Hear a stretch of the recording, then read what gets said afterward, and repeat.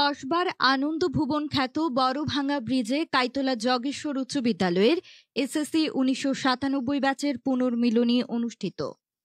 মোহাম্মদ শাহ আলম খন্দকারের পাঠানো তথ্যচিত্রে Nabinagar online TV.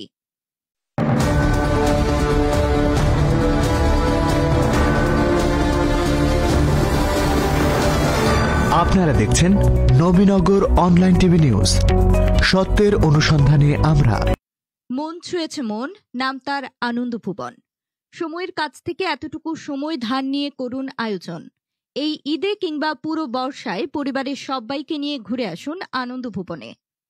শিল্প সাহিত্যের পীঠস্থান, সংস্কৃতির রাজধানী খ্যাত ব্রাহ্মণবাড়িয়া জেলার কসবা উপজেলার মেহারি ইউনিয়নের পশ্চিম উত্তরে বল্লভপুর ও শিমরাইল নামক গ্রামের মধ্যবর্তী নলির খাল, রাজার খালের উপর নির্মিত এক দীর্ঘ সেতুকে কেন্দ্র করেই এলাকার সৌন্দর্য পিপাসু মানুষের ঢল। বর্ষাকালে দক্ষিণে কসবার কুটি বাজারের পশ্চিম পাশের হাওরের উদাস করা বাতাসে সুরভি আর ঢেউ এসে আছড়ে পড়ে বল্লভপুর শিমরাইলের সংযোগ স্থাপনকারী এই ব্রিজ ও আনন্দ ভুবনে। আর কোথাও বাধা না থাকায় এই প্রাণ জুড়ানো বাতাস ছোট ছোট ঢেউয়ের তালে তালে নবীনগরের পাশে মেঘনাতে গিয়ে মিশে যায়। বর্ষাকালে বিশেষত ঈদের উৎসব মুখর সময়টুকুতে প্রতিদিন গড়ে ২,০০০ দর্শন বিলাসী মানুষ এখানে এসে প্রকৃতির নান্দনিক সৌন্দর্য ও আনন্দ উপভোগ করে। খ্যাতিমান কবি এস.এম. শাহনুরের লেখা আনন্দ ভুবন কবিতার নাম অনুসারে বাংলাদেশের দর্শনীয় নামসমূহের তালিকায় এই জায়গাটির নাম আনন্দ ভুবন। কবির ভাষায় প্রতিদিনই আসে হেতা ১০ গ্রামের লোকজন, তাই তো কবিতার নাম দিয়েছি আনন্দ ভুবন।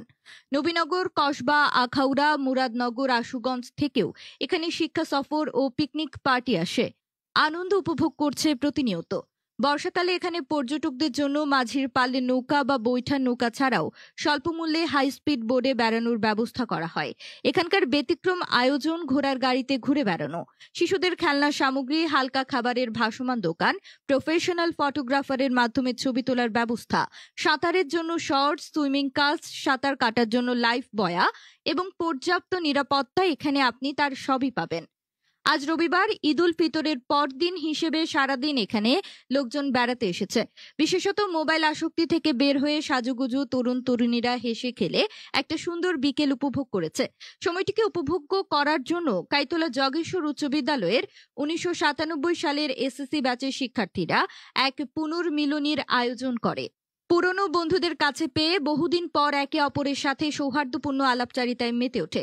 এ সময় উপস্থিত ছিলেন ১৯৯৭ এসএসসি ব্যাচের তুখোর মেধাবী সাবেক জাতিসংঘ পর্যবেক্ষক, জাতীয় দৈনিক ঐশী বাংলা পত্রিকার সাহিত্য সম্পাদক, আন্তর্জাতিক কবি ও গবেষক ডক্টর এস.এম. শাহনুর, বাংলাদেশ বিমান বাহিনীর ওয়ারেন্ট অফিসার মোহাম্মদ জয়নাল আবেদিন, বাংলাদেশ ব্যাংকের সিনিয়র কর্মকর্তা সৈয়দ শিহাবুদ্দিন, বিশিষ্ট ব্যবসায়ী, সমাজসেবক ও সাংবাদিক মোহাম্মদ জহিরুল হক, বিশিষ্ট ব্যবসায়ী মোহাম্মদ ইকরাম হোসেন, হাজি মানিক, আব্দুল কাইয়ুম, বিমান বাহিনী ওয়ারেন্ট অফিসার হাবিবুর রহমান মুতি, দিদার হোসেন, মোহাম্মদ শাকিল সরকার, দুবাই প্রবাসী মোহাম্মদ নুরুল হক সরকার, আনোয়ার হোসেন, মনির হোসেন, বিশিষ্ট ব্যবসায়ী মোহাম্মদ শাহিন খান, মিজান সরকার, সাংবাদিক মোহাম্মদ শাহ আলম খন্দকার সহ আরও অনেকে।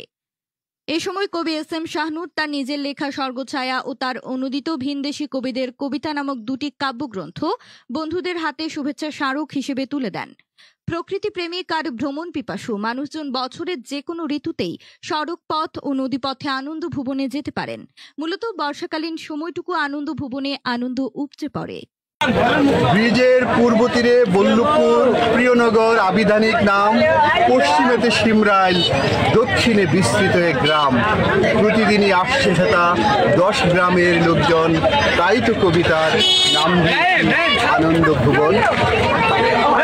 কসবা উপজেলার বল্লভপুর এবং শিমরাইলের মাঝামাঝি রাজার খালের উপর গড়ে ওঠা এই ব্রিজটি মূলত আনন্দ ভুবন নামে বাংলাদেশের দর্শনীয় স্থানসমূহের তালিকায় উইকিপিডিয়াতে রয়েছে।